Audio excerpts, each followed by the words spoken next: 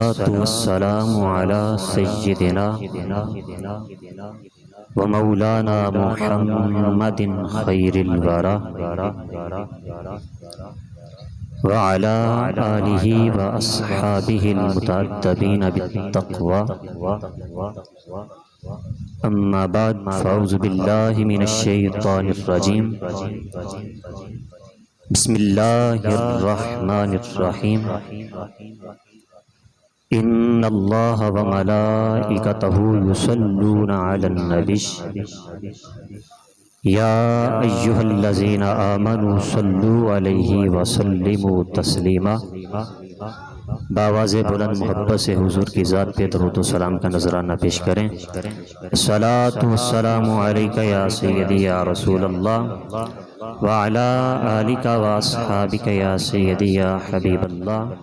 الصلاۃ والسلام علیک یا سیدی یا رحمۃ للعالمین وعلی آلک واصحابک یا سیدی یا خاتم النبیین۔ جب بھی حضور اور آپ کی آل پہ درود و سلام پڑھنے کا موقع ملے، نہ تو گھبرانا چاہیے اور نہ ہی شرمانا چاہیے۔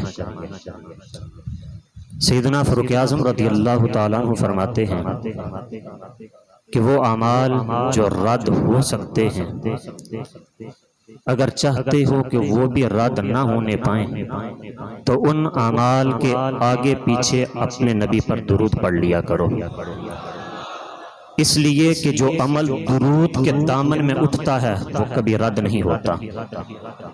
اسی متعلق ایک بات کر کے موضوع کی طرف آتے ہیں۔ ایک کتاب ہے دلائل الخیرات شریف، اس کو لکھنے والے محمد بن سلیمان جزولی رحمۃ اللہ علیہ ہیں۔ وہ کتاب شروع بھی درود سے ہوتی ہے اور ختم بھی درود پہ ہوتی ہے۔ ان سے کسی نے پوچھا، حضرت آپ کو کیسے خیال آیا کہ آپ نے ساری کتاب ہی درود سے بھر دی؟ تو آپ فرماتے ہیں مجھے ایک واقعہ پیش آیا تھا، پھر میں نے وہیں کھڑے کھڑے قسم کھائی تھی کہ ایک ایسی کتاب لکھوں گا جو ساری اپنے نبی پر درود سے بھری ہو۔ پوچھنے والے نے پوچھا، حضرت بتائیے واقعہ کیا تھا؟ آپ فرماتے ہیں ایک دن میں سفر میں تھا، عصر کی نماز پڑھنی تھی، پانی کی تلاش میں نکلا، کافی کوشش کے بعد ایک کنواں نظر آیا۔ جب میں اس کنویں کے کنارے پہ پہنچا تو دیکھ کر حیران ہو گیا کہ اس کا پانی بہت گہرا ہے اور پانی باہر نکالنے کے لیے رسی اور ڈول نہیں۔ آپ فرماتے ہیں میں کنویں کے کنارے پہ پریشان کھڑا تھا کہ اب کیا کروں، لیکن اسی کنویں کے ساتھ جڑواں کسی غریب کا مکان تھا اور اس مکان کی چھت پہ ایک 8-10 سال کی بچی کھیل رہی تھی۔ آپ فرماتے ہیں جب اس بچی نے مجھے دیکھا تو کھیلنا چھوڑ دیا اور کہنے لگی من انتا، چچا آپ کون ہیں؟ آپ فرماتے ہیں میں نے اپنا تعارف کروایا، انا محمد بن سلیمان جزولی، بیٹی میں محمد بن سلیمان جزولی۔ اب ان کی ولایت کا ڈنکا تو پورے مصر میں بج رہا تھا، بچہ جانتا تھا محمد بن سلیمان جزولی کون ہے۔ اس بچی نے پوچھا چچا پریشان کیوں ہیں؟ آپ نے فرمایا میری بیٹی میں نے وضو کرنا ہے، پانی نکالنے کے لیے ڈول اور رسی نہیں، اس لیے پریشان کھڑا ہوں۔ تو بچی نے آگے سے بڑا فصیح جملہ کہا، کہنے لگی انت الذی یثنی علیک الخیر وانت تحیر بما تخرج بہ الماء من البئر۔ چچا بڑے افسوس کی بات، بڑے تعجب کی بات کہ اتنے بڑے عالم ہیں اور کنویں سے پانی بھی نہیں نکلتا۔ آپ فرماتے ہیں میں نے سوچا شاید بچی نے میری بات نہیں سمجھی، میں نے بات پھر دہرا دی کہ میری بیٹی کنویں میں پانی بہت گہرا ہے، پانی نکالنے کے لیے ڈول اور رسی نہیں۔ تو بچی کہنے لگی چچا میں آپ کو بتاتی ہوں پانی کیسے نکالتے ہیں۔ تو وہ بچی نیچے نہیں اتری، چھت سے ہی کنویں کی طرف جھک گئی اور اس بچی نے کنویں میں تھوک دیا۔ محمد بن سلیمان فرماتے لوگ رب کی عزت کی قسم میں اندازہ نہیں کر سکا کہ بچی کا تھوک نیچے پہلے پہنچا ہے جب پانی اچھل کے پہلے باہر چلا ہے۔ کنواں فوارہ بن گیا۔ بچی ہنس کر کہنے لگی چچا ایسے نکلتا ہے پانی، اب کر لو وضو۔ آپ فرماتے ہیں میں نے کہا میری بیٹی اب وضو بعد میں کریں گے، پہلے مجھے یہ بتا کہ اس چھوٹی سی عمر میں تو نے اتنے اونچے رتبے کیسے پا لیے کہ تیرے تھوک کے چند قطرے کنویں میں انقلاب برپا کرتے ہیں اور پانی نکال کر باہر پھینک دیتے ہیں، میری بیٹی بتا یہ رتبے کیسے پا لیے؟ بچی ہنس پڑی، کہنے لگی چچا اتنے بڑے عالم ہیں اور یہ بھی نہیں جانتے کہ یہ رتبے کیسے ملتے ہیں؟ آپ فرماتے ہیں میں نے یوں ہاتھ جوڑے، میں نے کہا میری بیٹی میں تیرے منہ سے سننا چاہتا ہوں، میری بیٹی تو بتا۔ تو بچی کہنے لگی چچا پھر سن، والذی نفسی بیدہ بکثرۃ الصلاۃ علی النبی، چچا میری چھوٹی عمر نہ دیکھ تو میں اس چھوٹی عمر میں بھی ہر وقت اپنے نبی پہ درود پڑھتی رہتی ہوں۔ چچا میں سہیلیوں میں کھیلتی ہوں تو کملی والے پہ درود پڑھتی ہوں، چچا میں کھانا کھانے لگتی ہوں تو پہلے نبی پہ درود پڑھتی ہوں، چچا میں پانی پینے لگتی ہوں تو پہلے مدینے والے پہ درود پڑھتی ہوں۔ جو زبان ہر وقت نبی پہ درود پڑھتی رہے اس میں یہ تاثیریں آ ہی جاتی ہیں۔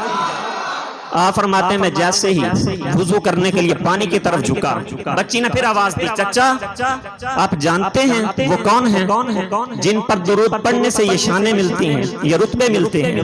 آپ فرماتے ہیں میں نے کہا میری بیٹی میں جانتا تو ہوں مگر لگتا ہے پہچانتی تو زیادہ ہے، میری بیٹی تو بتا وہ کون ہے؟ بچی نے پھر پھول جھاڑے، کہنے لگی چچا پھر سن، اذا مشى في البر الاکفر طلقت الوحوش بازیالہ، چچا ان کی شان یہ ہے اگر جنگل میں چلے جائیں تو وحشی درندے جھاڑیاں چھوڑ کر اس کے دامنے کرم سے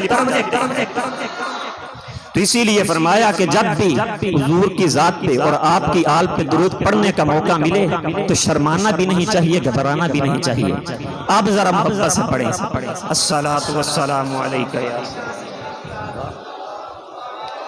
وعلی آلک واصحابک یا سیدی یا حبیب اللہ، الصلاۃ والسلام علیک یا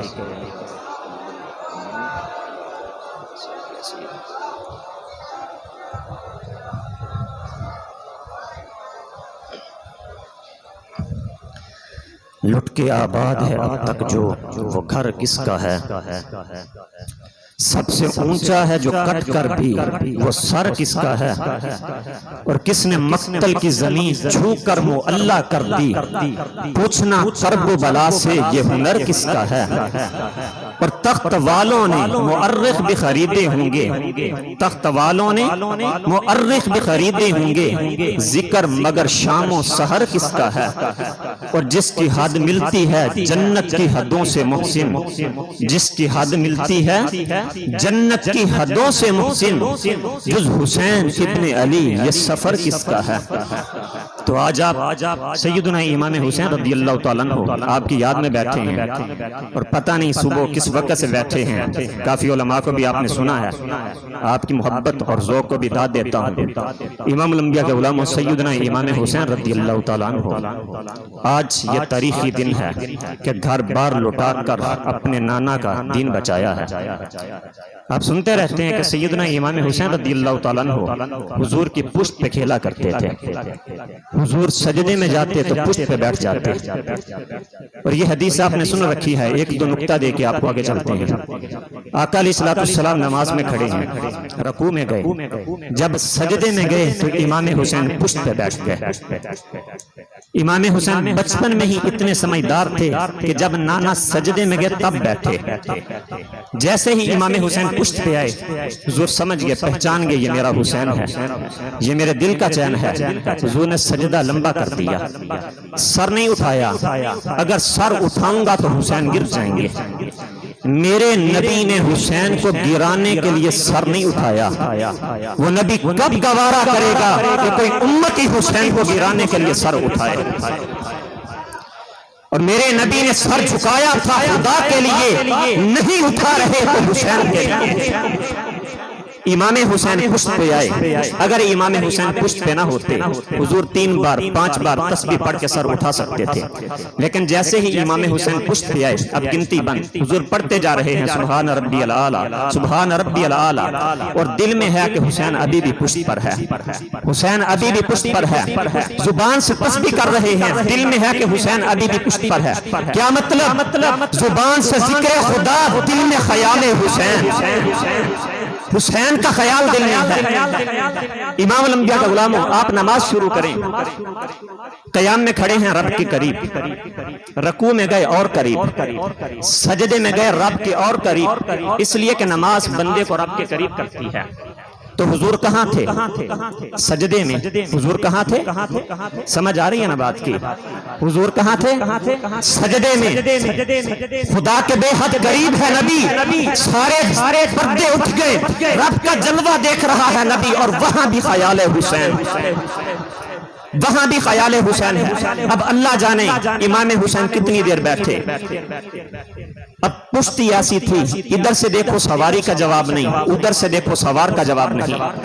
حضور نے نماز پوری کر لی۔ اب عقیدے کی بات ہے، امام حسین اتر گئے، حضور نے نماز پوری کی۔ اور کوئی دنیا میں مائی کلال کسی مسلک سے تعلق رکھتا ہو، ہمیں یہ دکھا دے حضور نے نماز پوری کی، سجدہ صاحب نہیں کیا، حضور نے سجدہ صاحب نہیں کیا، نماز دہرائی نہیں، حضور کی نماز خراب نہیں ہوئی، نماز خراب نہیں ہوئی۔ شریعت کا مسئلہ ہے، واجب چھوٹ جائے سجدہ صاحب ہے، فرض میں تاخیر ہو جائے سجدہ صاحب ہے، لیکن وہاں حضور نے سجدہ صاحب نہیں کیا۔ نبی کی نماز خراب نہیں ہوئی، نبی سجدے میں نواسا خیال میں، نبی سجدے میں حسین خیال میں، نبی سجدے میں امتی خیال میں۔ جب امتی کے خیال سے نبی کی نماز خراب نہیں ہوئی تو پھر گستاخوں کو بتا دو کہ نبی کے خیال سے امتی کی نماز بھی خراب نہیں ہوگی۔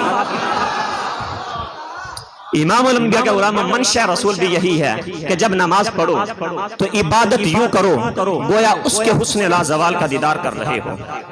اگر اتنا نہیں تو کم از کم یوں نماز پڑھو کہ وہ مولا تمہیں دیکھ رہا ہے۔ صاف بات یہ ہے کہ نماز پڑھو تو دنیا چھوڑ کے پڑھو۔ نماز وہی ہے جس میں دنیا کا خیال نہ ہو۔ ایک مثال آپ کے سامنے ہے، مولا علی شیر خدا کو ایک بے تکا تیر چبھ گیا، بے تکا تیر لگا، نکالا نہیں جا سکتا، درد اور چبھن اتنی ہے، تکلیف برداشت سے باہر ہے۔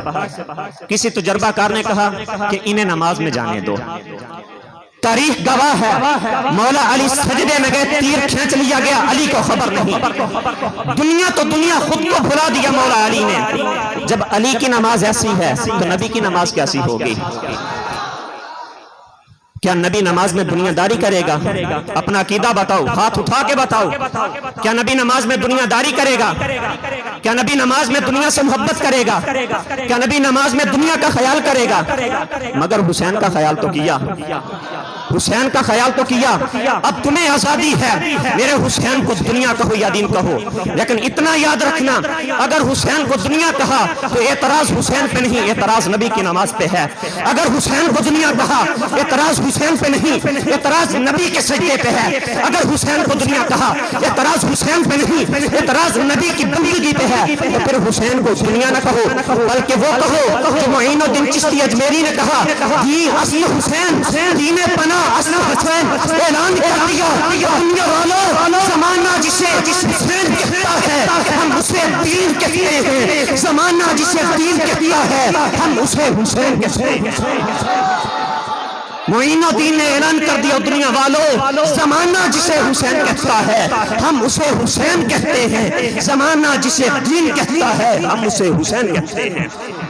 امام الانبیاء کا غلام اس لیے فرمایا کہ حسین کو دنیا نہ سمجھنا، اگر دنیا ہوتے تو کبھی بھی مصطفیٰ نماز میں حسین کا خیال نہ رکھتے۔ بات سمجھ آ رہی ہے؟ تو حسین دنیا نہیں بلکہ دین ہیں۔ سیدنا امام حسین اپنے تو اپنے بیگانے بھی مانتے ہیں کہ 14 صدیوں میں حسین جیسا کوئی نہیں آیا۔ حیدرآباد دکن انڈیا میں سیاسی جلسہ تھا، ایک ہندو عورت تقریر کر رہی تھی، اس میں مسلمان بھی تھے، ہندو بھی تھے، سکھ بھی تھے۔ تقریر کے دوران پتہ نہیں اس کو کیا خیال آیا، اس نے عجیب ایک سوال کیا۔ سوال یہ تھا، مسلمانوں مجھے بتاؤ کہ 14 صدیوں میں صرف ایک حسین آیا ہے، آج تک دوسرا حسین کوئی نہیں آیا۔ ہندو عورت سوال کر رہی ہے، مسلمانوں مجھے جواب دو، 14 صدیوں میں ایک حسین آیا ہے، آج تک دوسرا حسین کوئی نہیں آیا۔ دنیا خاموش بیٹھی، کسی نے جواب نہ دیا۔ اس نے پھر سوال دہرایا، مسلمانوں مجھے بتاؤ 14 صدیوں میں ایک حسین آیا ہے، دوسرا حسین کوئی نہیں آیا۔ دنیا پھر خاموش۔ جب اس نے تیسری بار کہا مسلمانوں مجھے بتاؤ 14 صدیوں میں ایک حسین آیا ہے, دوسرا حسین کوئی نہیں آیا, تو پیچھے نکر سے ایک بزرگ کھڑے ہوئے جن کی کمر جھکی ہوئی تھی, جن کی پیشانی میں سجدوں کا نور تھا, جس کی آنکھوں میں حسن مصطفیٰ کا جلوہ تھا, جس کے دل کی دھڑکنوں میں مصطفیٰ رہتے تھے. کہا ہندو بیٹی تو نے سوال بڑا عجیب کر دیا, لیکن سن اس کا جواب ہے, بیٹی سن اس کا جواب ہے. اس نے کہا بابا بتا جواب کیا ہے. کہا میری بیٹی سن, حسین آ سکتا ہے, فاطمہ جیسی ماں کوئی نہیں رہی. میری بیٹی حسین آ سکتا ہے, علی جیسا باپ نہیں ملتا, نہ کائنات میں فاطمہ جیسی ماں ہے, نہ علی جیسا باپ ہے, بتا کائنات میں دوسرا حسین. لیکن امام الانبیاء کے غلاموں, اگر آج مائیں تہجد گزار بن جائیں, اگر آج باپ کی پیشانی میں سجدوں کا نور آ جائے, باپ کے کانوں میں تلاوت قرآن کی صدائیں گونجنے لگیں, اگر آج باپ کی زبان ذکر خدا و ذکر مصطفیٰ سے تر ہو جائے, باپ کی جھولی میں مصطفیٰ کا قرآن آ جائے, باپ کے قدم مسجد کے راستوں پہ چلنے کے عادی ہو جائیں, جب والدین ایسے ہوں جو رب کی عزت کی قسم, بیٹا بھی کبھی ڈسکو ڈانسر, زانی و شرابی نافرمان نہیں بنتا, بلکہ کوئی مہر علی بنتا ہے, کوئی غلام فرید بنتا ہے. جب والدین ایسے بن جائیں تو بیٹا کوئی زانی و شرابی پیدا نہیں ہوتا, بلکہ کوئی مہر علی بنتا ہے, کوئی غلام فرید بنتا ہے. تو کائنات میں ہندو بھی مان گئے کہ حسین جیسا کوئی نہیں ہے. تو اب آپ بتائیں, جب کائنات میں حسین جیسا کوئی نہیں تو مصطفیٰ جیسا کون ہو سکتا ہے؟ سیدنا امام حسین رضی اللہ تعالیٰ عنہ, آپ شہادت سنتے ہیں, بڑے بڑے خطیب بڑے الحمدللہ ذوق سے بیان بھی کرتے ہیں, لیکن اتنا یاد رکھنا حسین نہ ڈرے تھے نہ گھبرائے تھے. حسین نہ ڈرے تھے نہ گھبرائے تھے. اگر آج ہمیں کوئی نجومی بھی بتا دے کہ فلاں چوک جاؤ گے تو مارے جاؤ گے, ہم زندگی بھر ادھر منہ ہی نہیں کریں گے. ایسا ہی ہے کہ نہیں؟ ہم منہ نہیں کریں گے. حسین کو نانا بتا گیا تو نے کربلا میں کٹنا ہے. حیرت کی بات, مدینے سے مکے تک, مکے سے کربلا تک دنیا روتی رہی, حسین بچتا گیا. میدان کربلا میں پہنچے, یزیدیوں نے کہا حسین اپنا ہاتھ ہمارے ہاتھ میں دے دے, یزید کے ہاتھ میں دے دے, بچ جائے گا, اگر نہیں دے گا تو شہید ہوگا. تجھے معلوم نہیں کہ ہمیں یزید نے بھیجا ہے؟ اس نے کہا حسین آگے بڑھ, تجھے بھی کملی والے حبیب نے بھیجا ہے. میدان کربلا میں ایک تقدیر آواز دے رہی تھی, حسین ہٹ جا تیرے سامنے تقدیر ہے. اس نے کہا حسین آگے بڑھ, تو بھی تو شبیر ہے. تقدیر نے کہا حسین ہٹ جا, مجھے خدا نے بھیجا ہے. اس نے کہا حسین آگے بڑھ, تجھے بھی تو مصطفیٰ نے بھیجا ہے. تو نہ حسین ڈرا تھا نہ گھبرایا تھا. یہ تو وہاں کا واقعہ ہے میدان کربلا کا, وہ امتحان تھا, اور امام حسین نے ایسا امتحان پاس کیا ہے کہ کائنات میں اس امتحان کی کامیابی جیسی مثال کوئی نہیں ملتی. جب 65 کی جنگ ہوئی تھی تو روزنامہ جنگ 24 اکتوبر یہ خبر چھایا ہوئی تھی کہ ادھر ہندو پلان کر رہے تھے کہ ہم پاکستان کے اس جگہ سے حملہ کریں گے جہاں سے وہ کمزور ہیں. ادھر وہ پلاننگ کر رہے ہیں اور سپاہی بھیجے, سروے کیا تو ایک رپورٹ کے مطابق انہیں پتا چلا کہ سیالکوٹ کا جو بارڈر ہے, سیالکوٹ کا بارڈر, وہاں سے سپاہی کم ہیں, وہاں سے حملہ کریں گے اور لاہور پہ قبضہ کر کے بادشاہی مسجد کے صحن کو شراب خانے میں بدل دیں گے. ادھر ہندو پلاننگ کر رہے ہیں, لیکن رنگ پور کا ایک کمہار وہ اپنے گدے پہ کسی دوسرے علاقے میں سامان لینے کے لیے گیا تھا, تو اس نے 2 بورے گدے پہ لادے ہوئے تھے. وہ اپنے گھر کی طرف آ رہا ہے تو اس نے کیا دیکھا کہ اچانک ایک بجلی چمکی, ایک چمک, اور پھر اس کے قریب سے سواری کی شکل میں گولی کی طرح گزر گئی, اور گدھا اس کی چمک سے ڈرا, دونوں بورے نیچے آ گئے. تھوڑی دیر بعد ایک اور بجلی چمکی اور ایک سواری گولی کی طرح اس کمہار کے قریب سے گزر گئی. اب وہ پریشان ہے کہ ایک جنگل ہے, بورے اٹھوانے والا کوئی نہیں, لیکن تعجب بھی ہے کہ یہ کون ہیں جو گولی کی طرح گزر رہے ہیں. تو پھر اس نے اس طرف منہ کیا جدھر سے وہ دونوں سواریاں آ رہی تھی. اس نے دیکھا کہ تھوڑی دیر بعد ایک بڑی بجلی چمکی. اس نے دور سے ہی ہاتھ باندھ دیا, دور سے کہا آنے والے جو بھی ہو جاتے ہوئے میری مدد کر کے جانا. اب وہ دور سے بجلی لگ رہی تھی لیکن قریب آئی، لوگ رب کی عزت کی قسم وہ سواری میں بدل گئی. ایک نورانی سواری ہے، اس پہ سوار موجود ہے، نقاب پوش ہے. کمہار نے کہا وہ جانے والے جاتے ہوئے میری مدد کر کے جا. اب وہ سوار نیچے نہیں اترا، اس کے ہاتھ میں تلوار ہے. قریب آیا، تلوار کی نوک سے دونوں بورے اٹھائے گدے پہ رکھ دیے. جب کمہار نے یہ دیکھا تو لگام تھام لی، کہنے لگا یہ کوئی انسانی طاقت نہیں، وہ جانے والے مجھے اپنا پتہ بتا کے جا.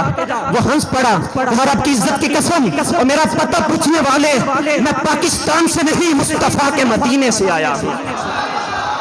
جب اس کمہار نے مدینے کا نام سنا چیخ نکلی، قدموں پہ گرا، کہنے لگا اپنا نام بھی بتاؤ اور جو دو پہلے گزرے ہیں ان کا بھی بتاؤ.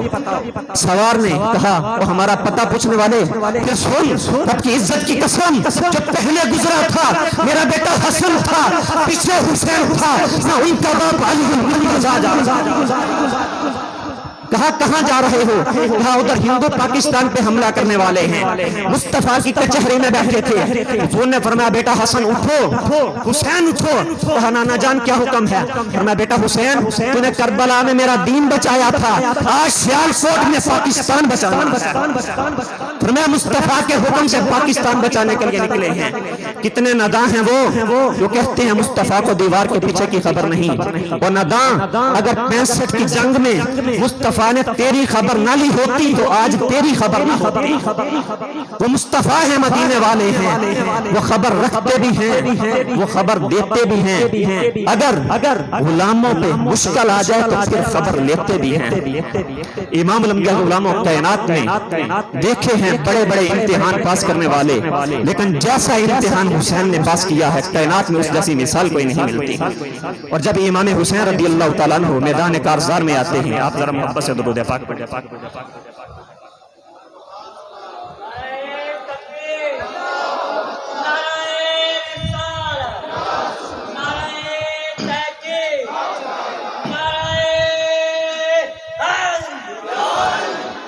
سیدنا امام حسین رضی اللہ تعالیٰ عنہ میدان کارزار میں آتے ہیں. پہلے خطبہ دیا آپ نے سنا ہے، جتنے بھی علماء بیان کرتے ہیں خطبہ دیا، ان کو سمجھایا میں علی کا بیٹا ہوں، میں محمد عربی کا نواسہ ہوں. لیکن جب ان یزیدی بدبختوں پہ کسی بات کا اثر نہ ہوا، امام حسین خانے میں آتے اور خیمے میں آ کر اپنے نانا جان کا امامہ سر پر رکھتے ہیں.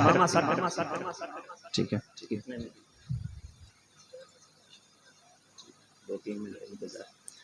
علامہ صاحب تشریف لا چکے ہیں تو آپ 2-3 منٹ اور برداشت کریں. جی قبلہ اجازت ہے. امام الانبیاء غلاموں امام حسین اپنے نانا جان کا امامہ سر پہ رکھتے ہیں، اپنے بابا علی کی تلوار ہاتھ میں اٹھاتے ہیں اور پھر مدینے کی طرف منہ کرتے ہیں. نانا جان جو وعدہ کیا تھا وفا کرنے جا رہا ہوں.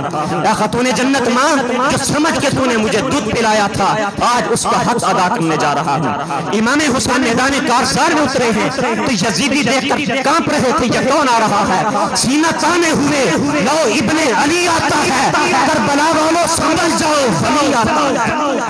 امام حسین میدان کارزار میں اترے، یزیدی کانپ رہے تھے، دیکھ رہے تھے یہ کون شیر ہے. اس مقام پہ حفیظ جلندری کہتا ہے لباس ہے پھٹا ہوا، غبار میں عطا ہوا، تمام جسم نازنی شدہ ہوا کٹا ہوا. یہ کون ذی وقار ہے، بلا کا شاہ سوار ہے کہ ہے ہزاروں قاتلوں کے سامنے پھٹا ہوا. یہ نبی کا نور عین ہے، یہ یقین حسین ہے.